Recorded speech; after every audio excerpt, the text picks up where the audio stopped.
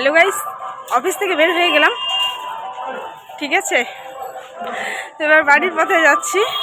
আর এই দেখো আমাদের ধূপগুড়ি মায়ের থান, এই যে। আর এবার আমি মিষ্টি খেতে যাবো মিষ্টির দোকানে। এই হলো মিষ্টির দোকান, এই যে মিষ্টি খাবো এখন, সন্দেশ বসে বললাম। এবার রসমালাই খাবো, ঠিক আছে। হচ্ছে রসমালাই নেই, তাই জন্য এখন মিষ্টি দিয়ে খাবো। আর ওই দেখো মায়ের মন্দিরটা দেখো। নিয়ে নিলাম সিঙ্গারা আর একটা সন্দেশ। দইটা ভালো হয়েছে। আর একটা সিঙ্গারা একটা সন্দেশ নিয়ে নিলাম। এবার খাইয়ে তারপর যাব বাড়ি। আগে দইটা খেয়ে নেই, ঠিক আছে।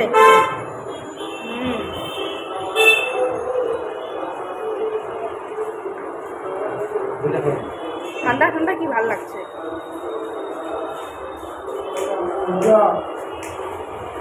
অনেকটা ভালো।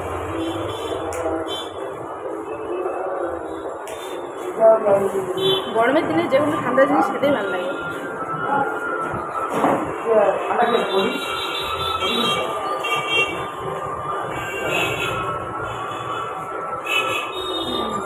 এবার খাবো, তখন থেকে মিষ্টি মিষ্টি জিনিস খাচ্ছি। এবার সিঙ্গারাটা খাবো।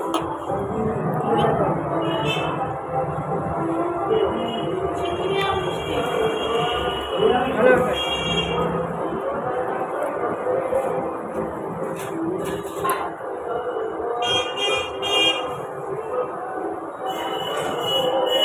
আমার সন্ধ্যের টিফিন হয়ে গেল।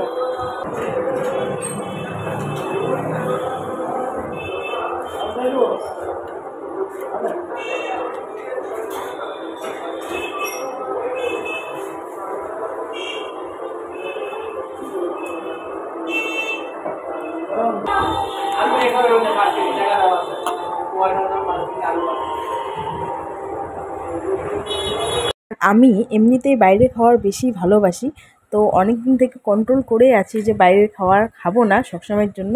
তো আজকে অনেক দিন পর, প্রায় 1 মাস পর বাইরের খাবার খাচ্ছি। তাই জন্য মানে যখন যা খেতে ইচ্ছা করে একটু খাই আর কি। মাঝে মধ্যে মনটা কিন্তু খুব চায় খাওয়ার জন্য, ঠিক আছে, বাইরের জিনিস। আর বাইরের জিনিস খাওয়া এমনিতেই বারণ আছে। তো তাও আজকে মনটা মানছিল না, তাই জন্য খেয়ে নিলাম সন্দেশ। আর সন্দেশটা কিন্তু আমার বেশি ফেভারিট। আর মিষ্টি দইটাও কিন্তু অনেক দিন থেকে খাইনি, তাই জন্য খেতে ইচ্ছা করছিল, তাই জন্য খেয়ে নিলাম। তো মাঝে মধ্যে এরকম করি সন্ধ্যার দিকে। আর বাড়িতে গিয়ে আজকে আর টিফিন করা হবে না, কারণ এখানেই টিফিনটা হয়ে গেল। ব্যাস এত কিছু খেয়ে নিলাম, পেট ভরে গেল। আর মিষ্টি দইটা কিন্তু গাইস অনেকটা ভালো ছিল, আর ঠান্ডা ঠান্ডা।